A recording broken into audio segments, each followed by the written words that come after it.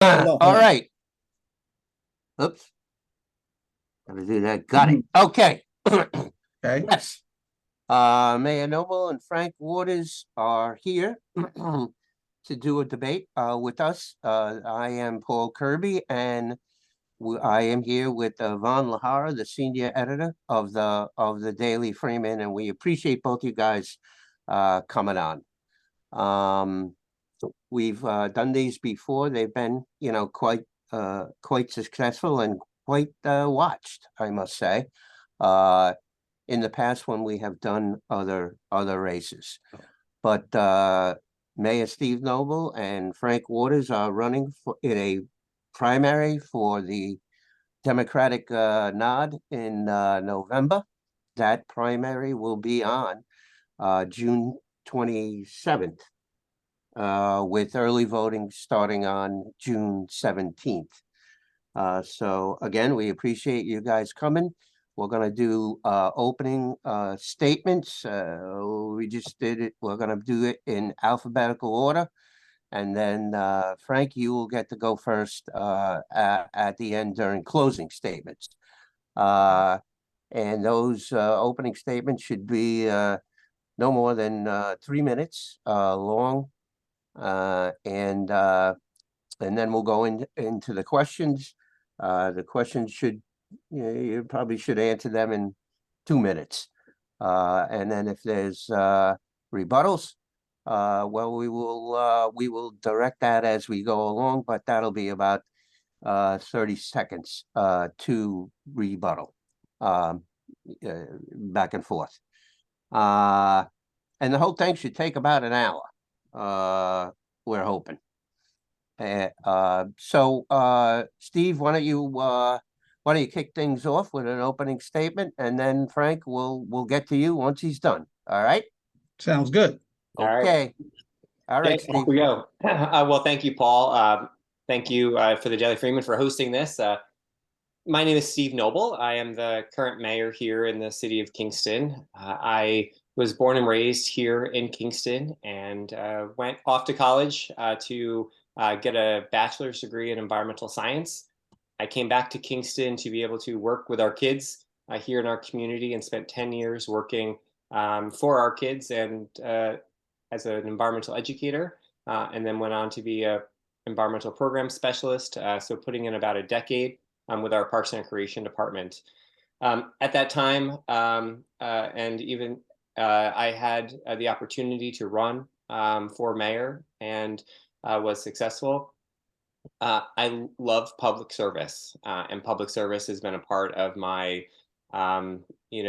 basically everything that I've done in my adult career has been devoted to public service. And so the humbling job of being a mayor is something that is incredibly rewarding, but it's also incredibly challenging. And during my little more than 8 years now, it has been both of those, sometimes all at the same time.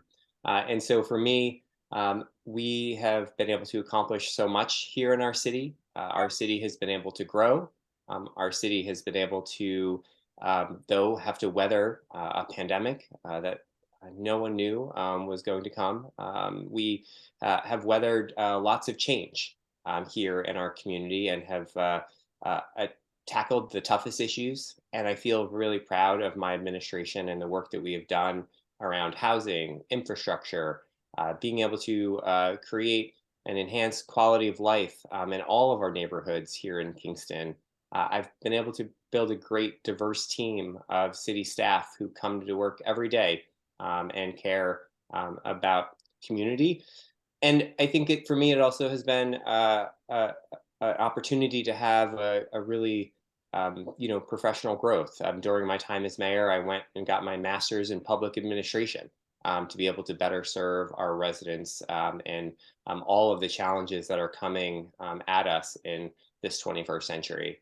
And to really be able to hone my skills in managing a $50+ million budget, to managing our 300 staff, and really being able to also deliver on the democratic principles of creating an open government that serves everyone here in our city, and one that has allowed us to venture into all new areas that cities have not done before, and that have traditionally been happened in either places outside of our state. But it's been great. So that is my opening remarks for today. Okay. All right. Thank you, Steve, very much. Frank, you're up next. All right. Thank you so much for giving me the opportunity. I was born and raised in the South Bronx in New York City in the 70s and the 80s. At that time, the Bronx was known as the burnt down Bronx because 80% of the housing stock was destroyed by greedy landlords who felt they weren't making enough profit off of their tenants. And they started burning down buildings. That means 40 to 50 buildings a day were incinerated. This tragic decision left thousands of people, primarily people of color, displaced in poverty, homeless, doing everything and anything they can to survive. Some turned to crime, others turned to drugs. My parents were part of the displaced residents that turned to drugs and were addicted. My mother left my father while I was 3 years old, moved to Albany to a treatment facility to get herself clean. My dad stayed in the Bronx and did the best he can raising me in this impoverished community. And I appreciate everything that he's done for me. We moved many times in and out of homeless shelters, sleeping at EAU, until finally moved to a housing complex with my grandmother called Claremont Projects that housed a minimum of 2,000 people in the 2-block radius with a lack of resources, opportunities, and a lack of proper education. At 15, my dad went to prison for selling narcotics. I lived with my sister, my uncles, my aunts, and even slept in the housing staircase from time to time. I pushed myself to finish high school, then college, and eventually after working odds and ends jobs, I landed a career as a graphic designer with the Bronx Times Reporter and the New York Post for 10 years, became an award-winning graphic designer through the New York Press Association. Now, I say all this to lay the foundation of who I am and where I'm from and why I'm running for mayor in Kingston today. I don't have the political background, nor do I have a political name.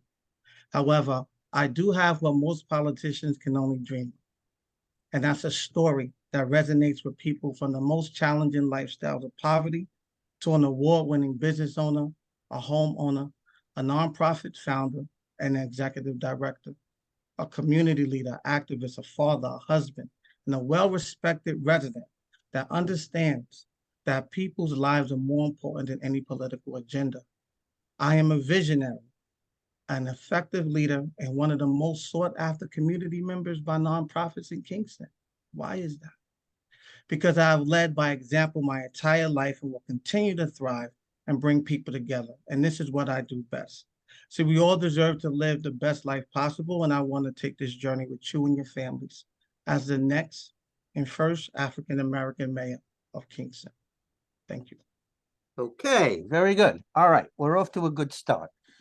Okay, we're going to start with questions that we came up with. Some of them are interspersed with questions we got from readers, but they overall it combines both. So we're going to start off with something that's been in the news lately, particularly the past week or so. Not in this county and not in the city of Kingston, but very close by. And that is the transport of migrants from New York City into other counties that border Ulster County: Sullivan, Orange, Greene, Dutchess.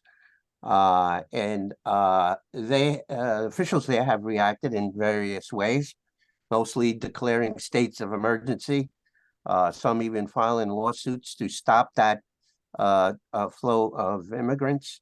The county executive here, Jen Metzger, has said that they're preparing just in case they wind up in Ulster County. But if they do, it could very well be Kingston. So I just wanted to know from both of you, if that happened, Steve, I guess just because you're current mayor, and Frank will get to you on this too.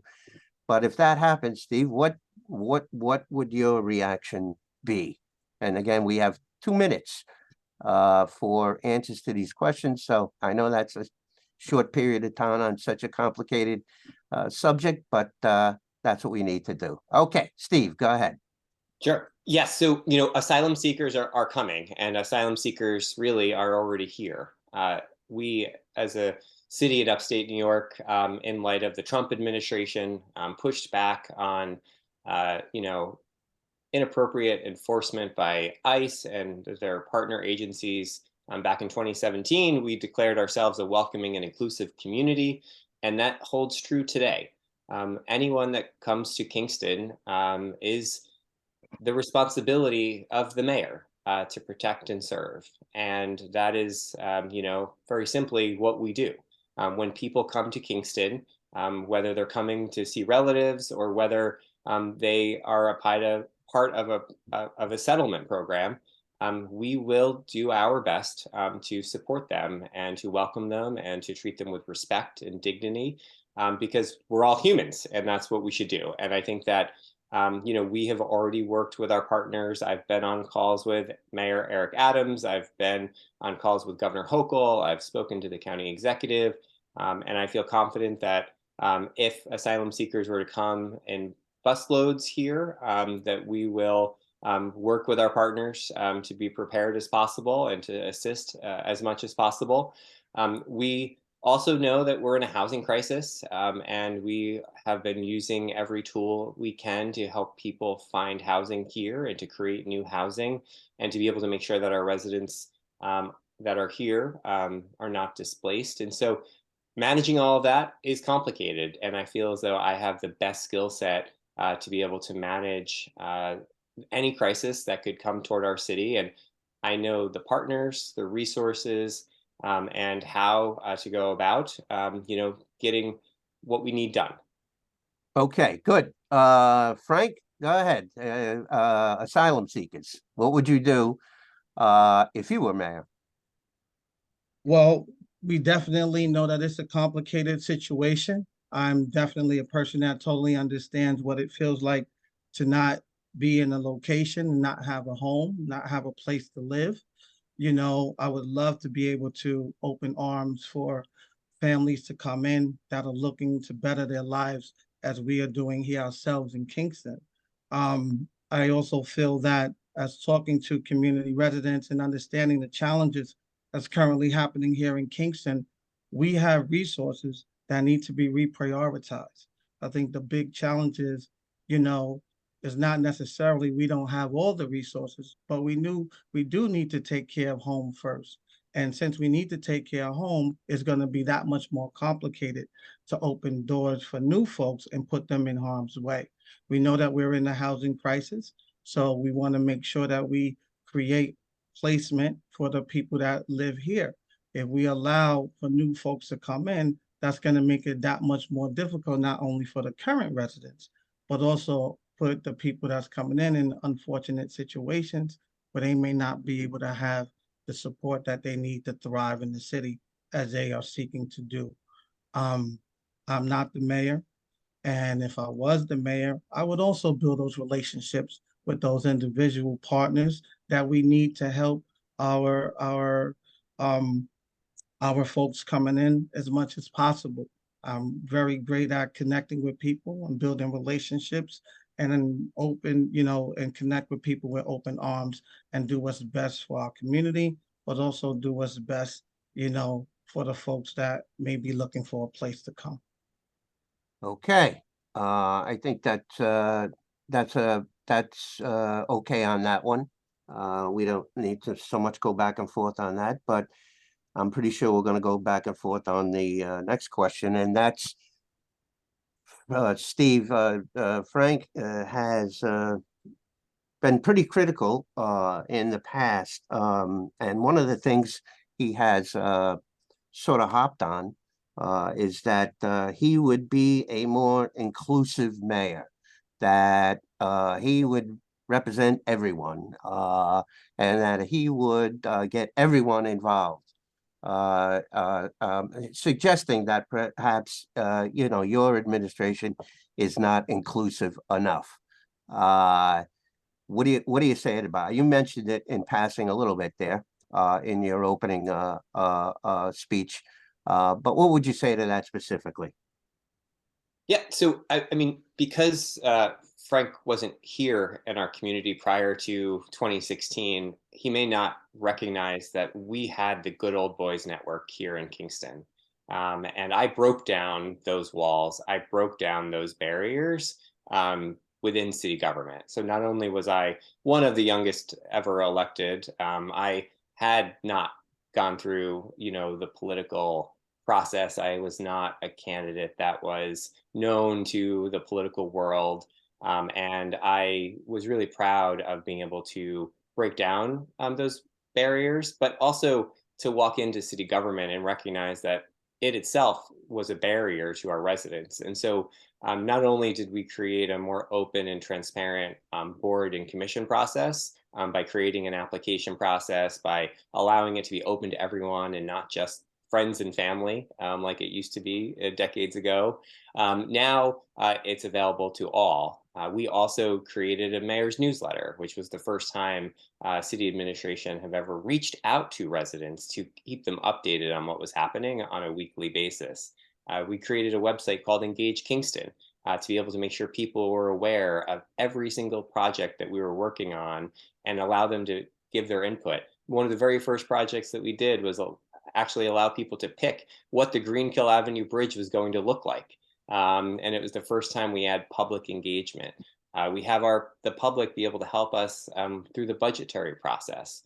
And I think a lot of the engagement that we've been able to do has created, a better system for government. And as people know, the job of mayor is one of running the city with, it's a full-time executive position. And we have to really be able to partner with our common council who are also on the ground in each ward. And so we look forward to doing that more. Okay, Frank, you have been critical of that. What do you say in response to what the mayor just said? Yeah, well, I hear the mayor, just to start off, I mean, Mayor Noble has a political name, that's part of, who you are in this community, right?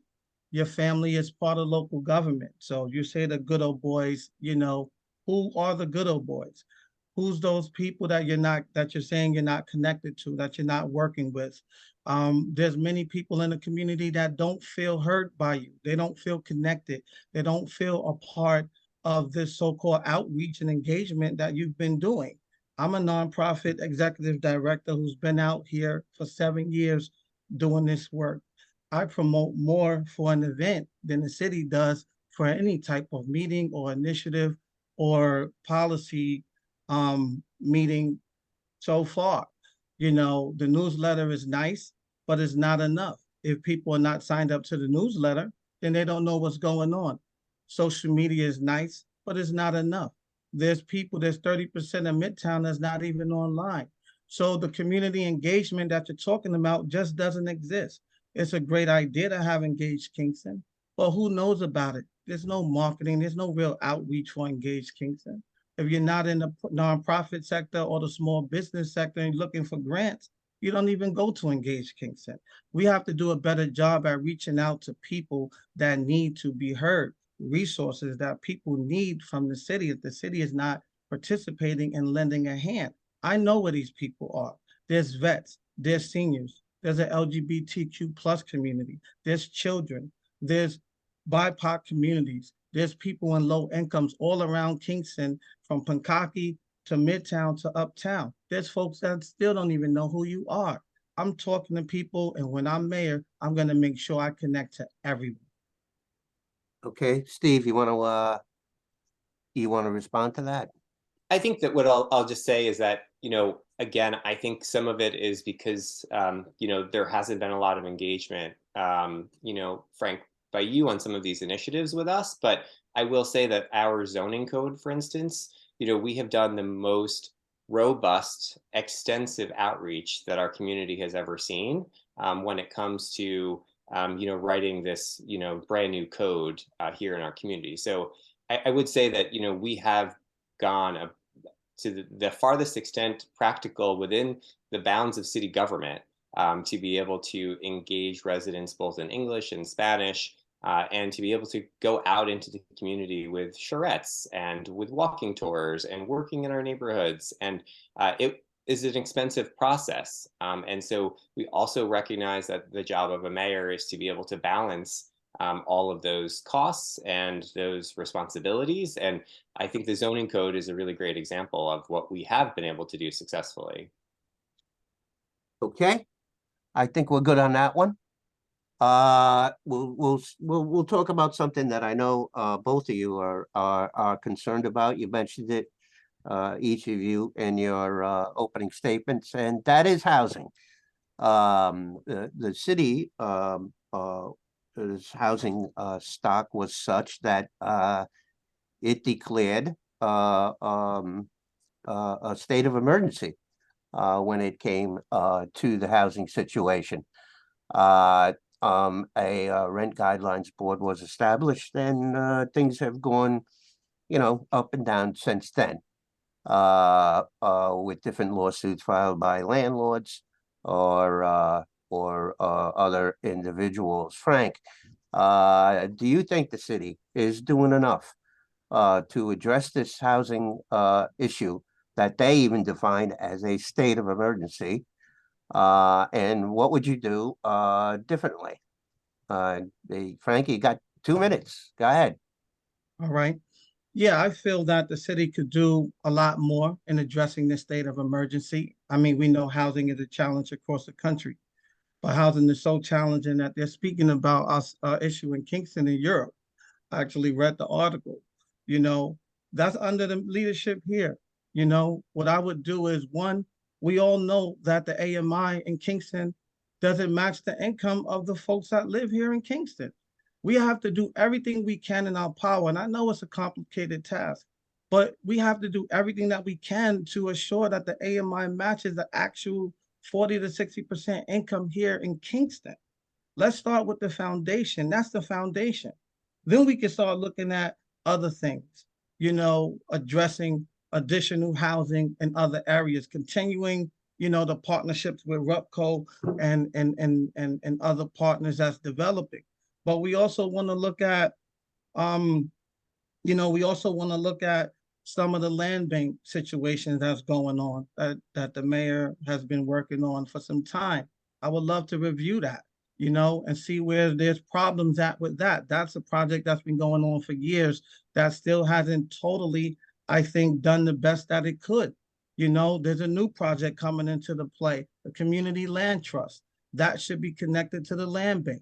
I would do that to ensure that our homes don't continue to get sold to wealthy developers. We got to stop giving the tax breaks to the wealthy developers and start using different housing stock that's going to be affordable for people right here in Kingston.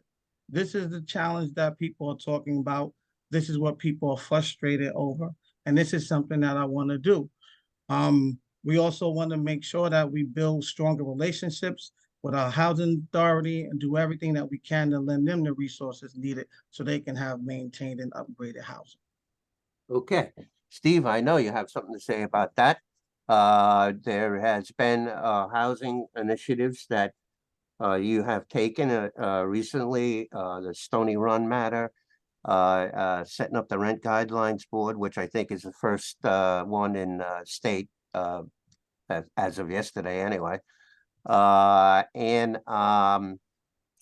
there've been a couple of RUPCO projects built, but how would you respond to that? Or what would you say? Do you think you're doing enough, or what more can be done to address this housing crisis that your administration has defined such? I think between the two candidates, I'm the only candidate with a plan on how to work our way through this housing crisis. And it has to be multifaceted. There is not one single approach. And over the last 2 years, my administration has rolled out every tool in the toolbox. And so whether it was declaring a housing emergency, which protects 1,200 apartments from ridiculous rent increases, to creating what will now be, again, one of the first in upstate to New York, which is a right to counsel program, which means that our tenants and homeowners here in Kingston are going to have access to legal counsel when they need it when dealing with housing issues. My administration has also been robust in helping to get approved housing projects. And so since my time here, we've built over 120 affordable housing units since 2016. We've approved 500 to still be built housing units, many of them affordable. We have to be able to continue we have to adopt our new zoning code in the next month or so. And that's going to allow us to build accessory dwelling units and really be able to densify our neighborhoods to be able to build more housing. And up until now, there have not been any incentives to do so. And so my administration has put forward a series of incentives to be able to bring new affordable housing here into Kingston. But one of the things that we talked about earlier was AMI, the area median income. We have to build housing, but we also have to build the area median income, which means we have to have better jobs here. And so this new zoning code and our work that we're doing with our partners at iPark 87 and all of the new work that we're doing to be able to build the economy in Kingston is going to help to create those new jobs, which is going to create a higher area median income. Okay, just to follow up on that the jobs thing. You know, a lot of people will say that, well, I can't afford the rents because, you know, one, the landlords are, you know, hiking up the rents these days too high. But they also say, I can't find a job here. And Steve, I know you've heard this in the past where kids graduate, you know, from college and they move out or move somewhere where, you know, the jobs are plentiful. It seems that trend is still going on. What have you done, Steve? Frank, will get to you on this too. But what have you done? What has your administration done to try to increase the job count, particularly right in the city of Kingston, and keep kids who graduate from college here from moving away? That has been a long time refrain that I have heard since I've been here since 1996, and I still hear it. So, what can you do to get jobs into Kingston, and not only just jobs but good paying ones where they can afford rents?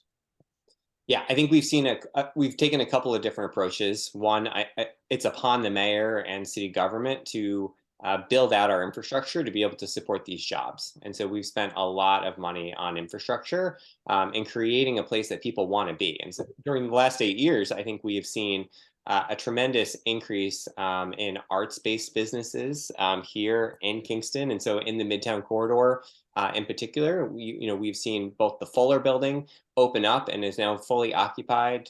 We have seen the work that we've done to create new arts-based manufacturing here in Kingston. So arts sector growing and strong.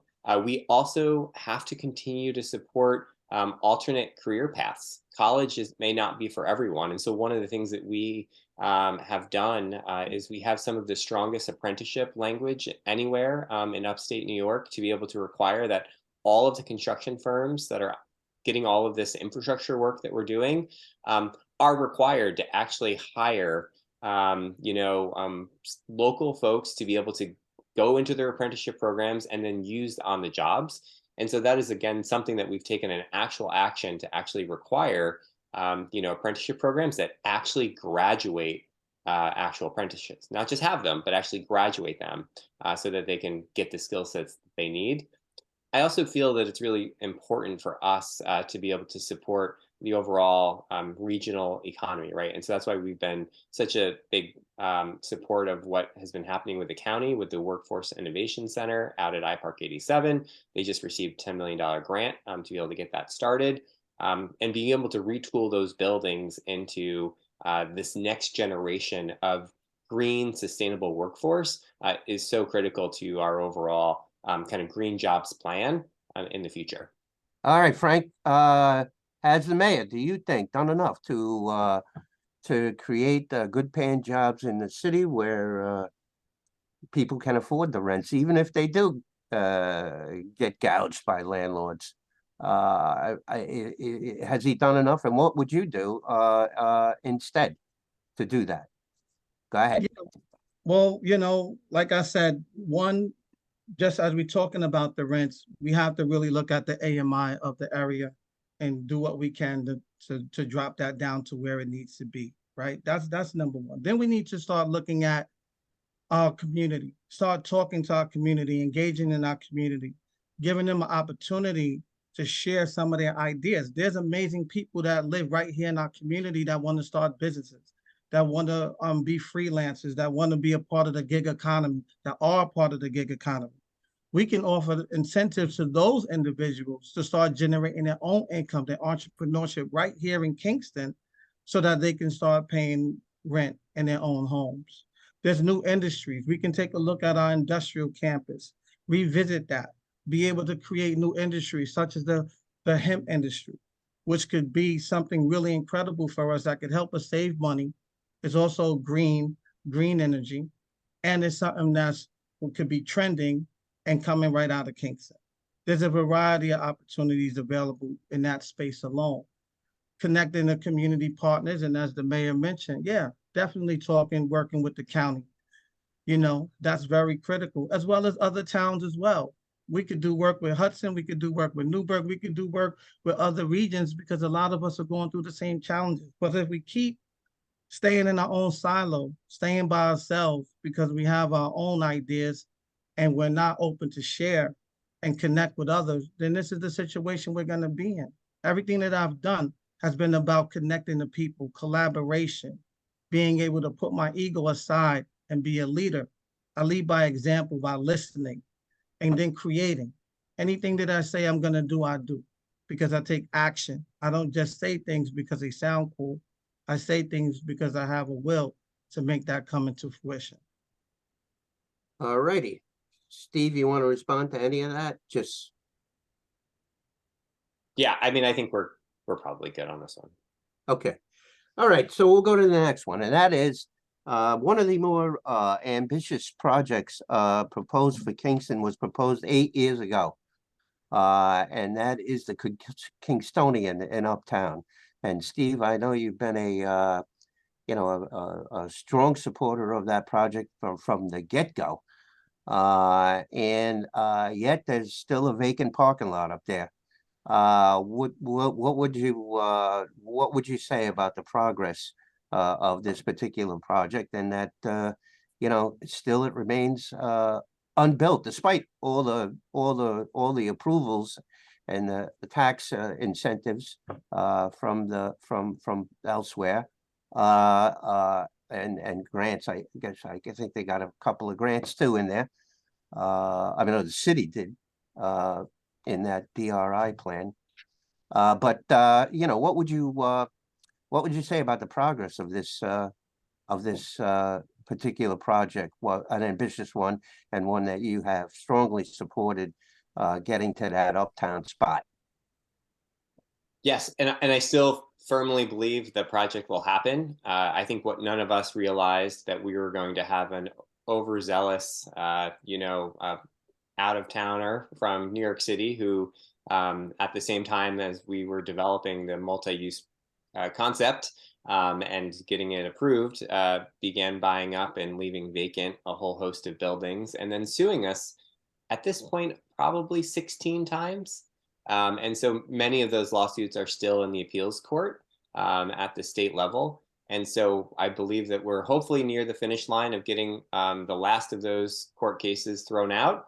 And I think that will then be able to give the developers the green light to be able to get the financing that they need. Because to be honest, it's really challenging to get financing in today's market, and to be able to have court cases overshadowing that financing can be really challenging. And so, but I'm hopeful. We've won every case up until now, and there's, again, just a few more to go. And so I think once we clear that last hurdle, we will be able to see some really great forward movement, because I think what we've seen here in Kingston is that for our business districts to grow and be strong, we need people there. We need literally feet on the street to be able to help support all of our small businesses. So by having 143 units, 14 of them being low income, affordable, multi-use space, and a privately paid for public parking garage and privately paid for public park, really can go a long way in helping to round out what has been kind of the missing tooth of Uptown Kingston. And so we're excited to be able to get that moving, but we got to get these lawsuits done first. But it is really one of the first times that we've ever had this type of legal issue revolving around any of our projects. All right, Frank, what's your position on the Kingstonian project in Uptown? Fairly ambitious one by developers that has received a lot of support, but some a little bit of controversy in the past. What would your position be on the construction of that project? Yeah, I mean, I followed the project pretty well. I feel that we know that we want economic development, and we know that we need to be able to have diverse types of housing, and that's a great thing for the city. I also feel that when we're in a state of emergency in housing and we need places for people to live and people don't have a home, people are still in the street in the winter, the warming shelters are full. That is a problem. And I live that life. I know what that life is like. So you have people on one side of the city that's starving, that don't know where they're gonna live, people leaving town. And then you look across town, Uptown, and you have this beautiful new complex being built. 143 units that most people on some parts of the city will never see. They will never even be able to go in the building. And then you get 14 apartments for them. People are not going to be happy about that. And there's a lot of people that are not happy about that. And I don't think that this was the right time for a project that, that large and with that type of just kind of situation happening.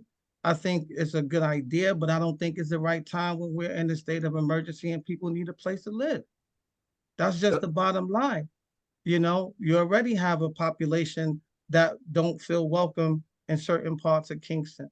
So we just want to be more mindful and prioritize. And if we're going to be able to assist developers, let's try to take care of the people that need it the most. Let's take care of them. And then we can talk about building something like that. Okay, That's what the people need. just to be clear, Frank, I just want to make sure I'm right, that you don't support the construction of the Kingstonian at this point in time. Is that right? Right. I don't support it at this point in time. I think it's too soon. Okay. Steve, you want to respond? He says, the shelters are full, people are, there's people starving in Midtown. You want to respond to that kind of thing?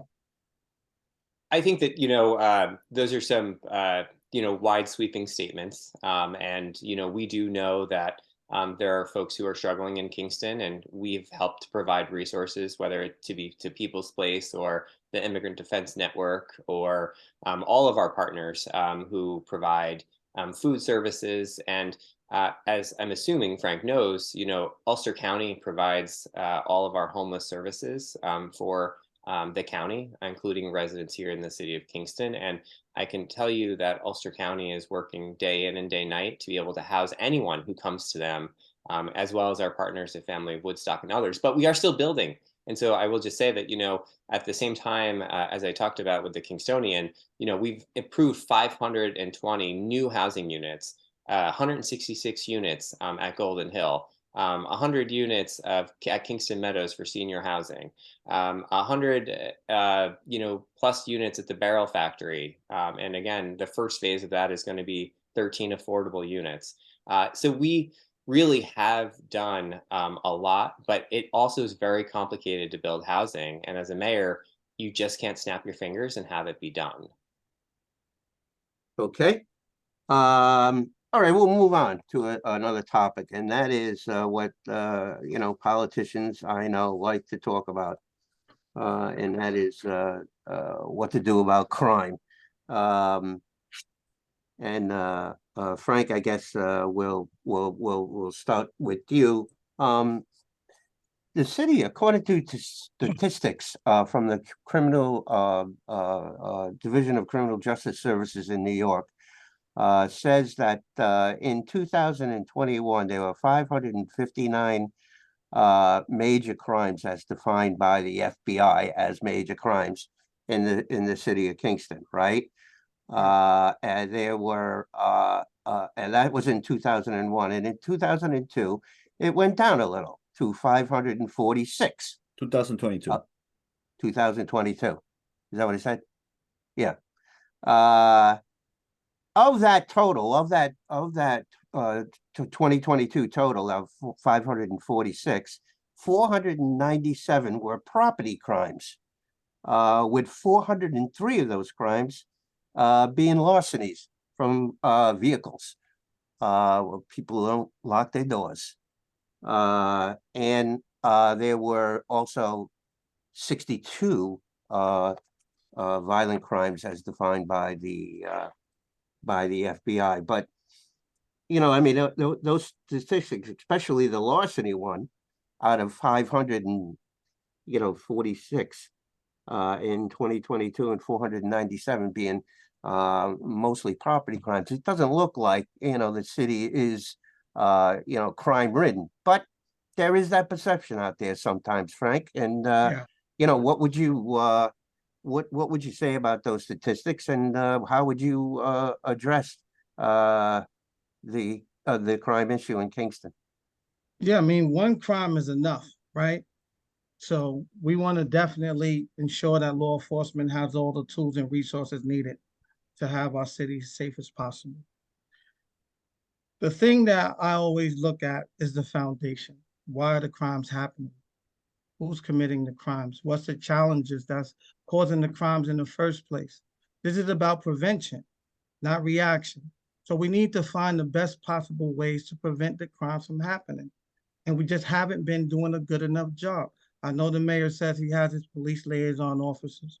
I talk to folks, I know they're out there, but I think we need to strengthen that. We need more officers. Folks in Rondell are not seeing them. People in Pekaki are not seeing them. We want to strengthen that. We want to strengthen the relationships with those officers in the community. We want to create youth officers. We want to be able to connect to our kids, right? These officers are more like big brothers and sisters, providing mentorship, providing opportunities, guiding them. We want to assist our programs like the Peaceful Guardians, which was created, which was paid for, but was shelved, hasn't been released yet. That was years ago. I was a part of that. Me, my wife, my son, we all went to those monthly meetings to talk to the officers and help develop that. But it hasn't been released. So we have opportunities to do great work. I don't know why the mayor hasn't released it. Maybe he'll share it. But these are the types of things we need to do. I'm working with somebody already on the SNUG program. I'm out here. I'm in Kingston. I'm on the ground. I'm not even the mayor, and I'm doing a lot of work. I've been a part of a variety of police conversations. I know that started way before the mayor was even mayor.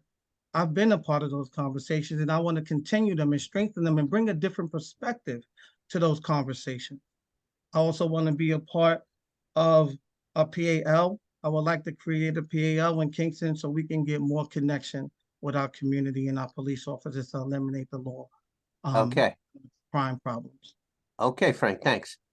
Steve, I mean, the Kingston Police Department has 75 sworn members, something like that.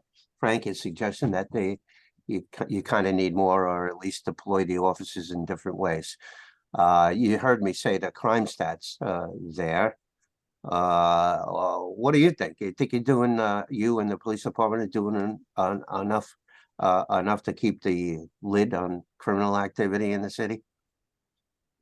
One of the things you first learn as mayor is that, you can't prevent crime from happening. You can help deter it.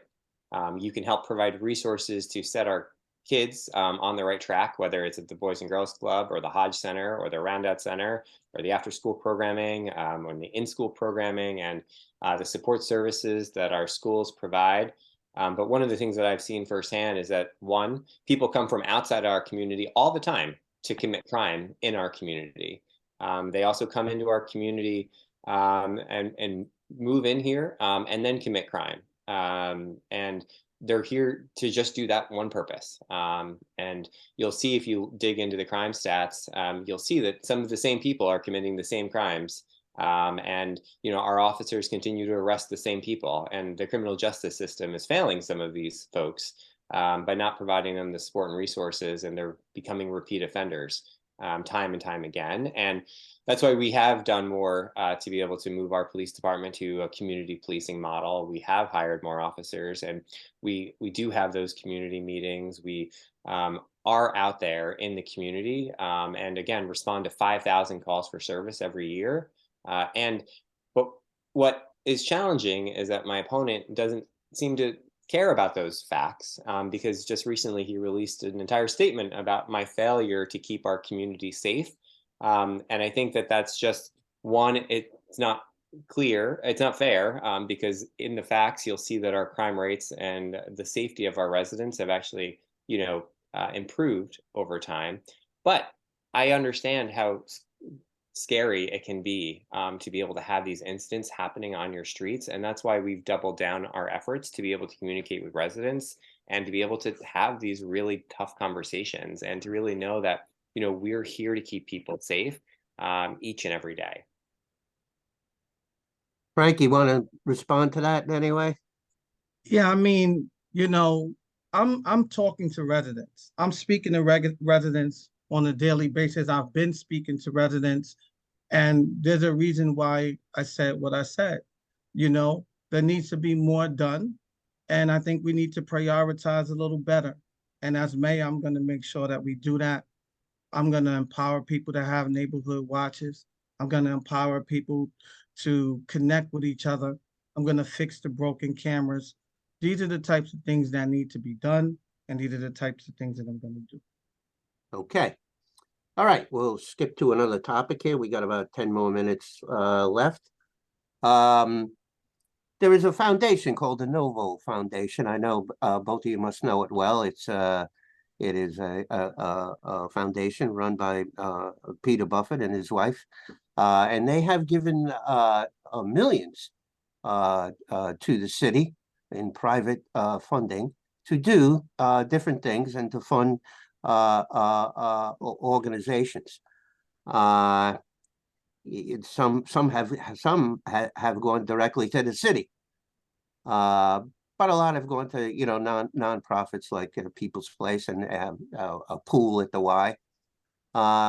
Is there anything, Steve, that you can do, or would you like to comment on? Because people will say that Mr. Buffett and the Novo Foundation have an oversized influence now in the city. One guy.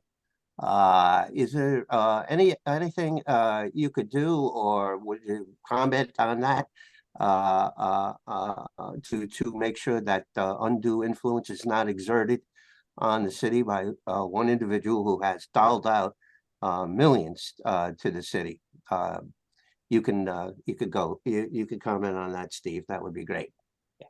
So one of the things that has been great about working with the foundation is that the foundation, when we first met back in 2016, realized that the vision for Kingston, the comprehensive plan, the sustainability work that we've done, our vision for the future of our city and my administration's goals and objectives aligned with what the foundation wanted to see happen, in their work.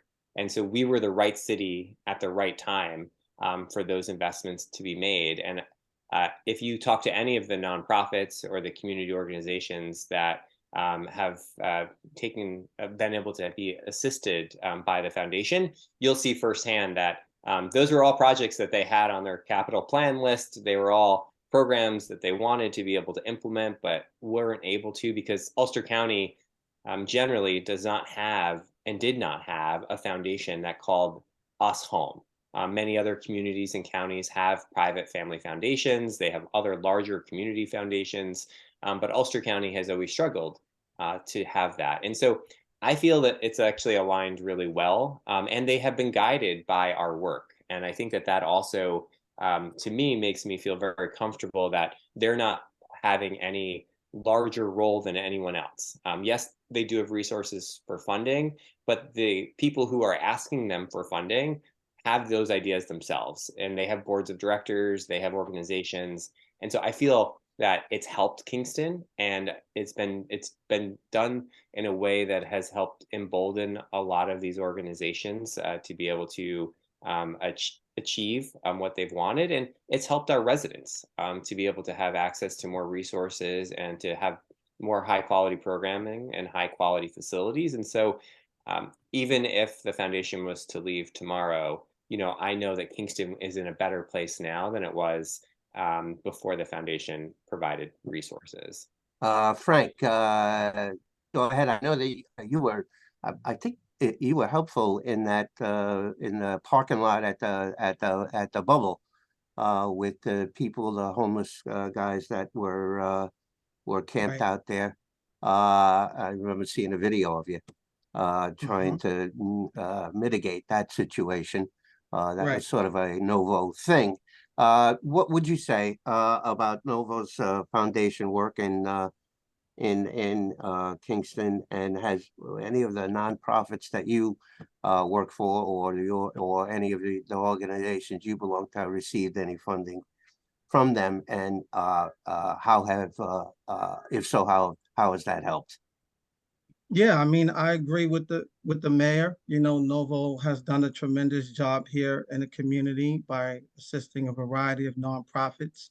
As you all know, my personal nonprofit, My Kingston Kids, is also funded by Novo, at least the last 2 years, as well as Kingston Midtown Rising, which is who you're referring to, Paul, as the Yeah. management organization of the Broadway bubble.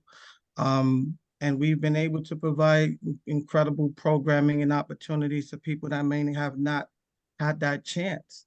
It's something that I'm proud of. It's something that I continue to do, and as mayor, I will continue to work with Novo and just be able to do the work that's needed here in Kingston. And we've also been in alignment as a nonprofit, here with them and their staff and their vision for Kingston. Okay, I think we've completed our questions, because it's getting towards that 1 o'clock hour. So, and sometimes the closing speeches go on a little bit long.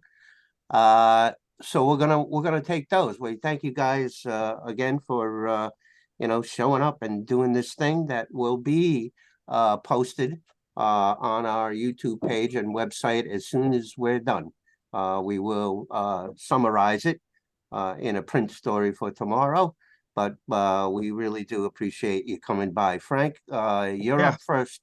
You're up first for the closing statement. Go ahead.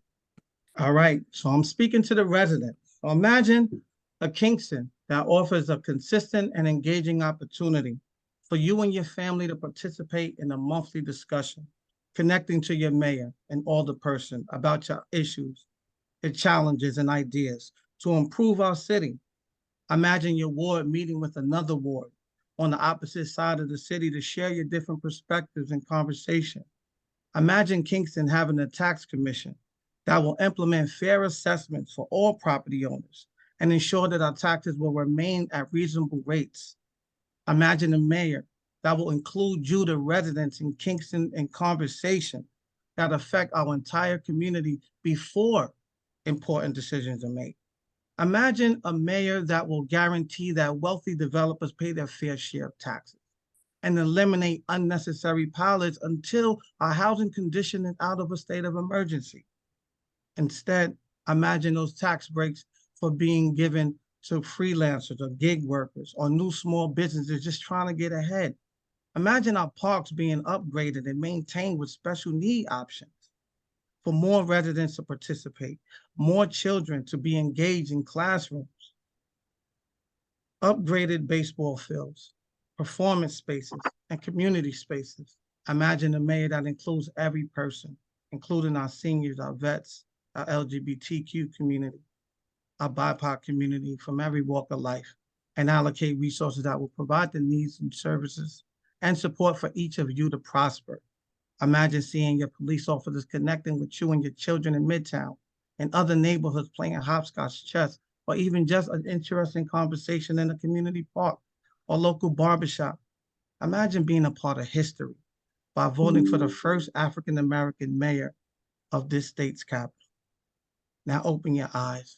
Only one of us will bring that vision to reality, and that person is me. Vote for Frank Waters on June 27th. Okay, Steve, you got a chance now for a closing statement. Go ahead. All right. Thanks, Paul, and thank you to the Daily Freeman for helping to get the message out to all of our voters. So the last 8 years have been an exciting time here in Kingston, and the next 4 are going to be no different. We have serious challenges ahead, whether it's our failing infrastructure in many areas of our city that are over 100 years old, to the ability of national politics and national issues like the debt ceiling debate that's happening right now. We have no idea what's ahead for us here in Kingston, but what we do know in me is that I have been able to lead this city, and I have been able to dedicate my time and my energy to making this city a better place. I care deeply. I love this place. And for me, this job is one of the most exciting things you can do in a community, but it takes work, and it takes a very specific skill set. This job is like no other. You're a CEO of a $50 million organization. You are also a counselor for your 300 employees each and every day. You're a fleet manager for your 160 plus vehicles, but you are also the beacon of light for your 24,000 residents who come to you with issues, problems, concerns. And it's the job of the mayor to be able to work with the Common Council and the 10 other elected people here in city government to be able to create visionary ideas, but then to move them into action and to actually get them done. And I think that what I've been able to do over the last 8 years have been able to show that we can imagine really great things for Kingston, but I'm the one that can actually deliver the change and deliver the progress and really be able to take the great work that we have built upon mayor after mayor after mayor and Common Council after Common Council, and really be able to create a city that brings us all together, but one that has, again, low taxes, which is something we're so proud of, to not have raised taxes at all since I've been elected, and actually lowered them this last year, to really be able to also make sure that our parks, our quality of life, and our commitment to sustainability is leading for the state, and that we will be really focused on making sure that anyone that wants to be able to have a home in Kingston will be able to have one in the future. And so with that, I too encourage you to vote for me early, starting with early voting on June 17th, including on primary day on the 27th. You can find out more at nobleformayor.com. Okay, so we're good. Well, again, thank you guys for coming by. That was fun. Primary day, hopefully the voters will come out. Democratic voters will come out and cast their ballots. So we appreciate you coming, and thanks very much. You're welcome. Thank you, Paul. Thank you. Have a great day.